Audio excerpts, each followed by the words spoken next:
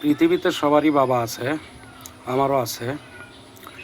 সবার মতো আমার বাবা যেমন আছে, আমার মতো সবাই বুঝবেন, হয়তোবা বুঝেছেন বাবা কী জিনিস। যাই হোক, সবাইকে সালাম, আসসালামু আলাইকুম।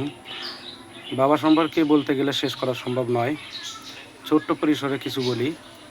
আমার জীবনে যেমন আমার বাবা কতটা ছাতা বা কতটা প্রয়োজন প্রত্যেকের জীবনে, সেটা আমার জীবনে সন্তান আসার পর বুঝতে পারছি বাবারা কেমন হয়। পাশাপাশি মাও কতটা ভূমিকা রাখে সেটা জীবনে সন্তান বাবা মা হওয়ার পর আসলেই বোঝা যায়। দুঃখের দিনে বলেন, সুখের দিনে বলেন, সব কিছু ভাগাভাগির প্রথম এবং সর্বশ্রেষ্ঠ স্থান যেটা, সেটা হলো বাবা মা।